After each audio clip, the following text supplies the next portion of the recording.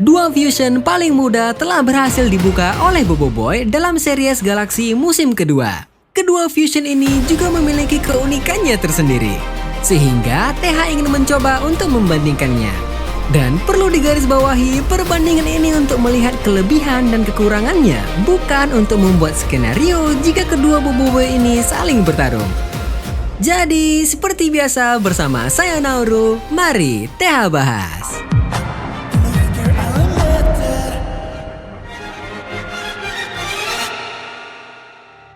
Dari ke-6 fusion Bobo Boy, 2 fusion inilah yang menurut TH memiliki keunikannya tersendiri. 4 fusion lainnya yaitu Frostfire, Glacier, Supra, hingga Sorry terkesannya hanya merupakan gabungan yang hanya memperkuat kekuatan Bobo Boy.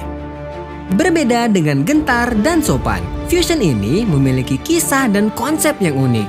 Gentar muncul dikarenakan Gopal yang bosan melihat Bobo Boy yang memakai fusion berulang kali.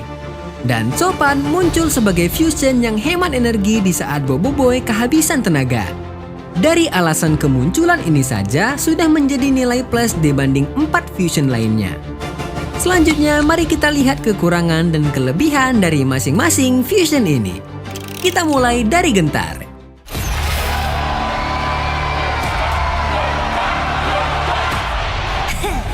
Sedia? Fusion terhebat gempa Harita.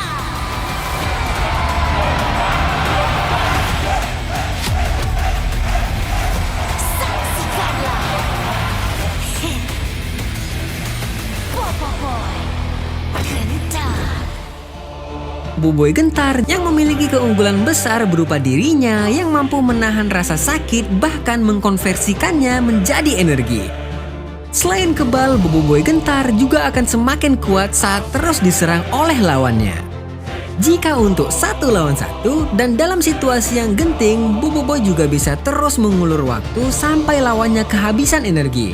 Dan selain tidak perlu berbuat banyak, lawannya sepertinya akan kalah dengan sendirinya. Fusion ini juga memiliki keunggulan dari segi penampilan. Membawa kostum yang trendy, senjata yang bisa berubah-ubah dari gauntlet menjadi palu. Dan juga karena fusion ini merupakan gabungan dari Halilintar dan Gempa, ia memiliki golemnya tersendiri yang disebut dengan Mecha Gentar. Dari kekuatan, penampilan, hingga senjata, Bobo Boy Gentar sudah termasuk paket komplit. Ditambah lagi dengan kepribadiannya yang narsis, seharusnya menambah kepercayaan diri untuk Bobo Boy dalam menghadapi lawannya. Tapi fusion ini juga memiliki kelemahan. Fusion Gentar sangat bagus saat menghadapi musuh baru atau setidaknya musuh yang tidak mengetahui sistem kuasa Gentar ini. Karena ketika hal ini diketahui musuh, mereka mungkin akan menargetkan objektif lain atau malah menyerang ke teman-teman Bobo Boy ketimbang menghabiskan tenaga untuk menyerang Bobo Boy itu sendiri. Dan ketika tidak diserang, Bobo Boy Gentar memerlukan sumber tenaga lain agar bisa memberikan serangan yang mana ini memerlukan waktu tambahan. Kekurangan lainnya, Bobo Boy memiliki kepribadian super percaya diri yang juga mungkin membuat dirinya atau orang lain masuk ke dalam bahaya karena terlalu meremehkan lawannya. Selanjutnya, fusion Sopan. Salam perkenalan semua. Nampaknya masa untuk hamba berlembut sudah tamat. Fusion yang paling muda dari kesemua fusion ini tak kalah unik dari fusion Gentar. Berbeda jauh dari versi komiknya yang memiliki kemunculan yang kurang jelas, namun di versi animasinya justru menjadi kelebihan yang paling besar dari fusion ini. Fusion ini ramah energi. Bobo Boy tidak perlu memerlukan energi yang besar untuk berubah karena memanfaatkan energi dari alam. Bahkan saking hematnya, Bobo Boy bisa masuk ke wujud fusion, berubah lagi ke semula, dan masuk lagi ke mode fusion dalam waktu yang berdekatan. Kuasa ini memiliki kepribadian yang tenang dan juga menenangkan, baik dari saat berdialog maupun saat bertarung. Walau hemat tenaga, fusion ini tetap memiliki serangan yang tidak dapat diremehkan. Bahkan bisa dengan mudah meratakan pasukan robot jahat. Kemis cahaya. Gerakan cahaya Sopan. Cahaya.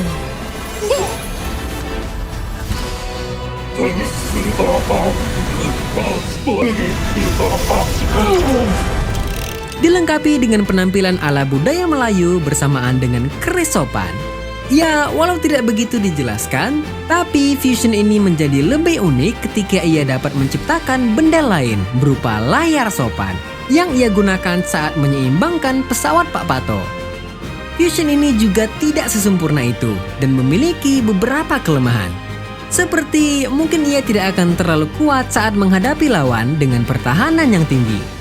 Fusion yang unggul dalam hemat tenaga seharusnya memiliki batasan. Yang besar kemungkinan Fusion sopan tidak akan bertahan dalam pertarungan jangka panjang. Jadi setelah melihat kekurangan dan kelebihan dua Fusion ini, kita dapat simpulkan mereka kuat dalam situasi tertentu. Gentar mungkin tak akan bisa menyelesaikan perdebatan di Baraju menggunakan palunya. Begitu juga dengan sopan yang mungkin akan sangat kewalahan jika disuruh berhadapan dengan Rosaksa. Jika kita membuat skenario yang lain sekalipun, dalam pertarungan yang besar, Gentar mungkin akan lebih jauh diuntungkan. Ketika lawan menyerang dalam skala yang besar, Gentar bisa menyerap serangan tersebut dan membalikannya ke mereka. Namun, jika di kondisi lawan memilih untuk mengabaikan Boboiboy dan menjalankan taktik licik, Boboiboy sopan mungkin dapat mengatasinya, baik memberi serangan maupun membuat perundingan dengan lawan tersebut. Oke, itu dia perbandingan dua Fusion baru Boboiboy versi TH. Menurut kalian Fusion mana nih yang paling terbaik? Coba tuliskan di kolom komentar. Oke, mungkin sekian dulu untuk video kali ini. Saya Nauru, pamit undur diri. See you next time.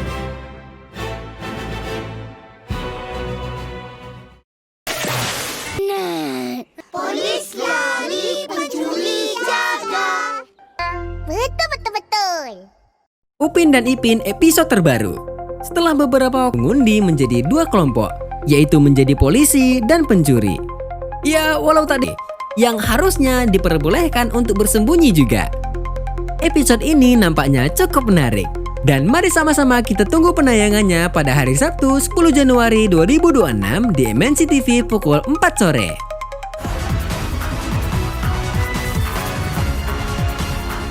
Papa Zola The Movie di Indonesia.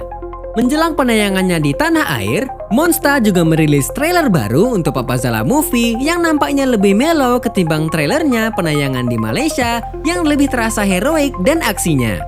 Trailer di Indonesia juga dilengkapi dengan salah satu soundtrack berjudul Kita Usahakan Lagi, yang harusnya cocok dengan para penonton di Indonesia yang mungkin akan merasa sama dengan Papa Zola akan perjuangan hidupnya. Ayo papa-papa Indonesia, nonton Papa Zola The Movie, film dengan penayangan nomor 1 di Malaysia, bahkan menahan Avatar Fire dan Ash di posisi kedua. Movie ini akan tayang pada tanggal 23 Januari 2026, hampir di semua bioskop di Indonesia. Tidak bulan ini, mungkin tahun depan. Segala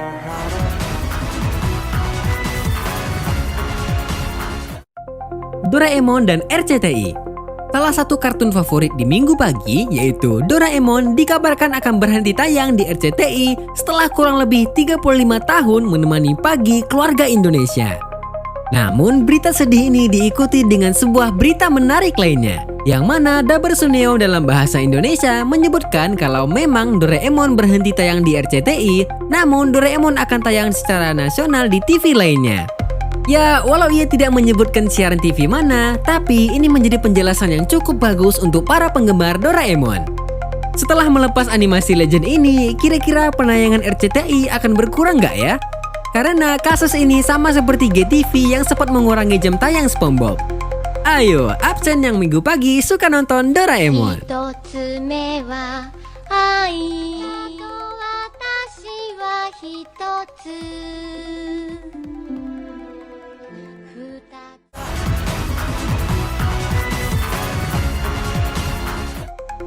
Kita tutup berita terupdate ini dengan berita dari Wish Dragon yang umumkan akan merilis movie keduanya. Dan juga film Pelangi di Mars akan siap menemani Lebaran 2026 di bioskop. Oke, mungkin sekian dulu untuk video kali ini. Saya Nauru, pamit undur diri. See you next time.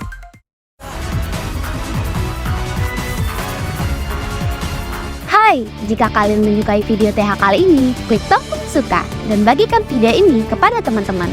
Ada lebih banyak video menarik di salah satu sisi layar dan tetaplah menjadi yang terbaik. Saya Lia, bye-bye.